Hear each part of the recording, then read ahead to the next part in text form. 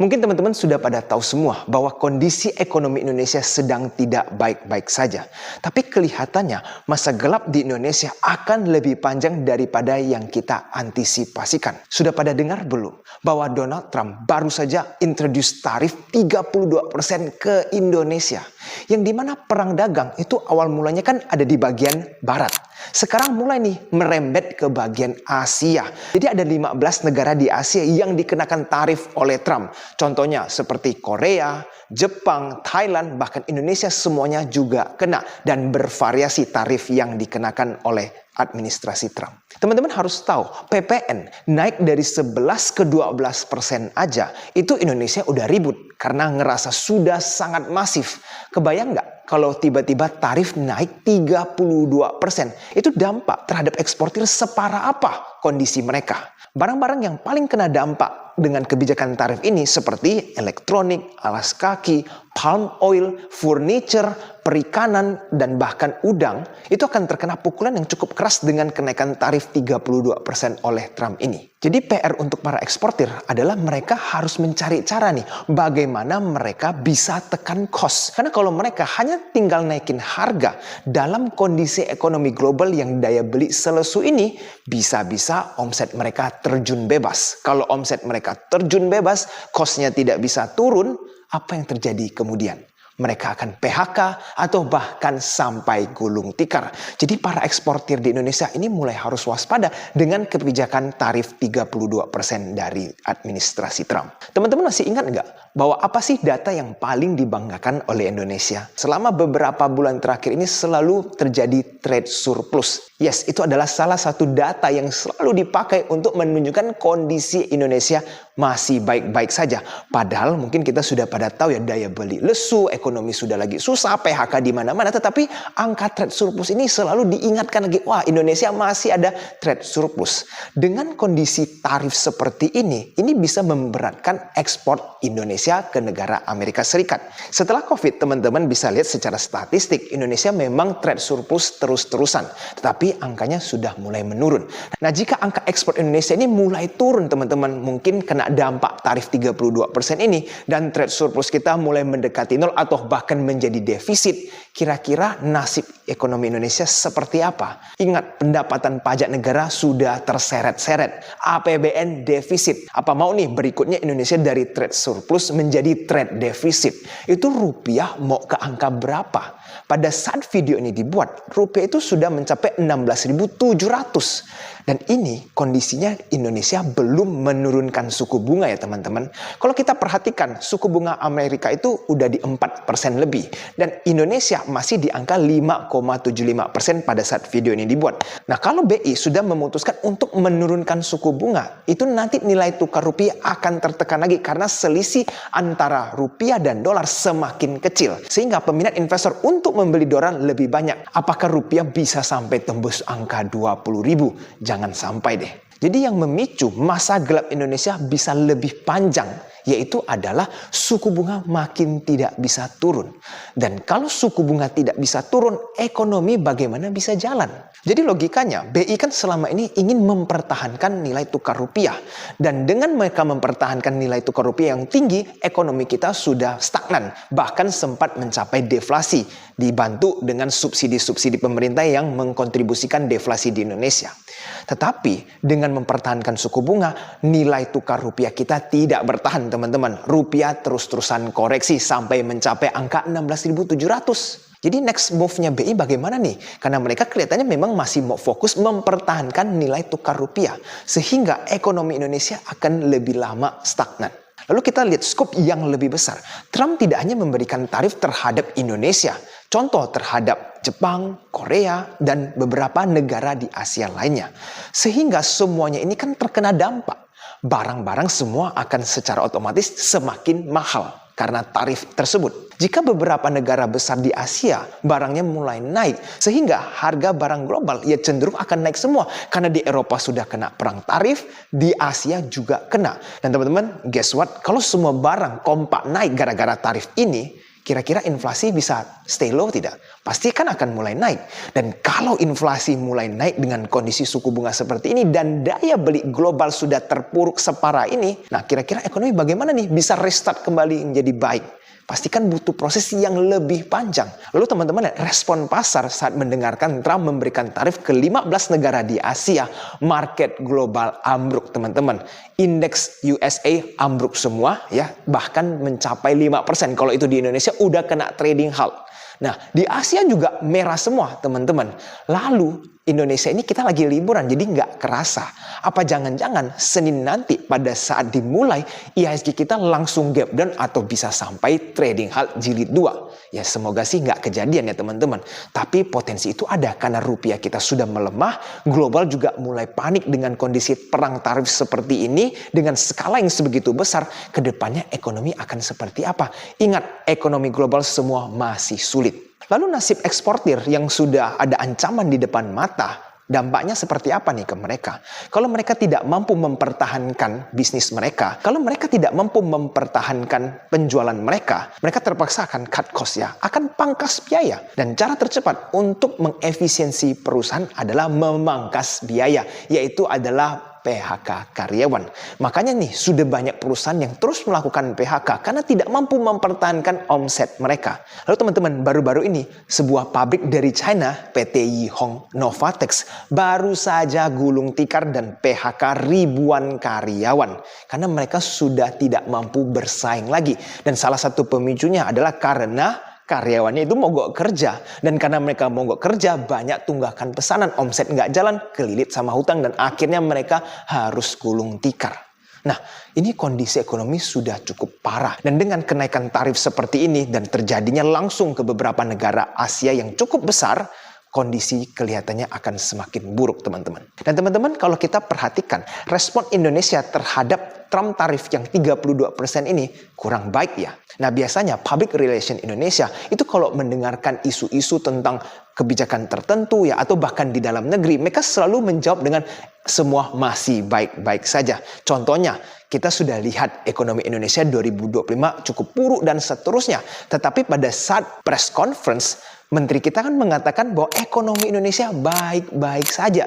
Sehingga kan orang tuh dibikin adem, anyem, dan tenang. Merasakan semuanya masih under control. Tetapi pada saat Trump memberikan tarif 32% ini, kayaknya mereka responnya cukup serius. Karena dampaknya itu akan sangat signifikan terhadap ekonomi Indonesia maupun ekonomi global. Sampai-sampai mereka itu mengirim delegasi untuk negosiasi ke Amerika. Supaya tarif ini tidak terlalu besar mungkin atau bahkan ditiadakan seluruhnya. Nah kita nggak tahu nih ke depannya seperti apa. Trump itu tidak mungkin langsung terima permintaan dari Indonesia. Dan setahu saya Trump itu orangnya pinter. Nggak mungkin tiba-tiba dia ilangin tarif cuma karena kita minta bantuan dari dia. Harus ada sesuatu nih dari Indonesia yang ditawarkan ke Amerika baru terjadilah kesepakatan deal. Dan teman-teman ini masih suasana pasca lebaran ya. Ngerasain nggak? Pada saat lebaran tahun 2025 ini berbeda dengan lebaran sebelum-sebelumnya. Bukan cuma membandingkan di lebaran tahun 2024 ya teman-teman. Tetapi dengan lebaran tahun-tahun sebelumnya. Kali ini lebarannya agak sepi. Bahkan kalau kita lihat orang mudik busnya itu sampai ada yang kosong. Pedagang asongan itu pada hilang nggak tahu kemana. Bahkan teman-teman pemerintah itu sempat mengantisipasi jalur macet dan lain-lain. Ternyata cukup sepi. Yang mudik pada kemana semua? Apa semuanya udah nggak ada duit untuk melakukan mudik lagi? Nggak ada tabungan yang tersisa. Jadi kondisi ekonomi sekarang middle class itu sudah semakin habis teman-teman. Kenapa mereka turun kasta? Mereka sudah terjepit di middle class, sekarang turun menjadi orang miskin. Dan orang-orang yang middle low income itu uangnya habis bahkan sampai kelilit hutang. Ya kondisi Indonesia sudah seperti itu teman-teman. Makanya pada saat mudik juga teman-teman kelihatannya agak sepi kan. Karena uangnya udah nggak ada buat dipakai untuk spending lagi. Daya beli sudah sangat terpuruk. Nah dengan kondisi seperti ini saya harap pemerintah harus segera memberikan solusi untuk masyarakat yang real dan bisa diterima untuk masyarakat luas. Karena ingat teman-teman, untuk low income class people, itu mereka kalau tabungannya sudah habis, mau cari makan aja udah nggak cukup. Jangan sampai nanti program makan siang gratis itu bukan hanya untuk para murid sekolah ya. Nanti masyarakat pun sampai membutuhkan makan siang gratis ini karena mereka sudah nggak ada duit lagi untuk membeli makanan tersebut. Dan itu cukup mengerikan ya kalau masyarakat luas sampai nggak punya duit untuk beli makan. Nah, ekonomi perlu ada intervensi dari pemerintahan. Dan teman-teman ngerasain nggak kita terus mendapatkan bencana alam? Ya pada saat COVID 2020 ya ada wabah virus. Lalu 2021-2020 terjadinya perang. 2024 kemarin terjadi kebakaran begitu masif di Amerika sampai memakan duit triliunan rupiah. Nah sekarang teman-teman terjadi gempa yang begitu masif di Myanmar. Makan korban lumayan besar, gedung banyak yang runtuh teman-teman. Dan itu semua butuh dana. Dan kelihatannya banyak negara yang ingin menyumbang Myanmar agar bisa rebuild dari katastrofi tersebut. Nah, ekonomi kelihatannya tidak baik-baik saja. Dan di Korea juga teman-teman bisa lihat terjadi pemakzulan bahwa pemerintahnya harus step down. Artinya kondisi di global ini semua lagi bermasalah teman-teman. Jadi sekarang persiapan kita bagaimana nih untuk menghadapi ini semua? Kalau saya lihat 2025 ini baru permulaan. 2026 bisa saja kita mencapai puncak kemiskinan. Nanti di 2027 akhir atau bahkan di 2028 mungkin ekonomi baru akan ada perubahan. Karena kondisi memang cukup parah sekarang. Pesan saya untuk para pembisnis, jangan berekspansi di luar area expertise teman-teman. Jika teman-teman seorang bisnis yang ahli dalam contoh skincare, fokuslah di area skincare. Justru teman-teman lebih perdalam lagi ilmu-ilmu di dalam skincare sehingga melakukan inovasi di dunia skincare supaya teman-teman bisa tetap bersaing karena persaingan akan terus masuk dari negara China. Ingat, China juga sedang tidak baik-baik saja. Kalau teman-teman ngerasa, waduh skincare kayaknya sudah susah nih, saya coba berekspansi ke sektor lain. Misalkan teman-teman punya uang nih, mulailah buka usaha F&B karena mikir gampang ya beli franchise jualan F&B. Memang teman-teman mikir F&B gampang, mempertahankannya itu yang susah. Buka sih gampang, tinggal main buka, tapi kerugian bisa terus menggerogoti tabungan teman-teman. Jadi daripada teman-teman berekspansi ke sektor lain yang teman-teman tidak kuasai, sebaiknya fokus di sektor teman-teman dan berekspansi di sana dan berinovasi. Lalu untuk para pekerja, apa nih persiapan kita untuk menghadapi tantangan yang akan berkepanjangan ini? Teman-teman harus terus-menerus upgrade skill. Apa sih skill yang teman-teman sudah dapatkan di tahun 2025 ini? Kalau sampai bulan April ini teman-teman masih belum belajar sesuatu yang baru, teman-teman akan digantikan dalam waktu dekat ini. Ingat, AI terus berkembang, bahkan AI berkembang sangat pesat. Jadi kalau teman-teman tidak ada skill baru, apalagi teman-teman ngerasain skill teman-teman tuh sangat gampang digantikan sama AI. Hati-hati, jangan-jangan 2025 ini teman-teman sudah ngantri akan dikena PHK oleh perusahaan teman-teman sekalian. Jadi improve lah skill teman-teman jika teman-teman pekerja. Karena kalau teman-teman punya skill yang baik, pasti banyak perusahaan yang mencari bahkan mempertahankan posisi teman-teman sekalian. Lalu untuk para investor, gimana nih nasib kita? IHSG kita ini udah ngap-ngapan istilahnya. Susah sekali untuk rebound. Baru lebaran kemarin kita punya IHSG ini dipaksa tarik naik kan untuk bikin suasana hati senang.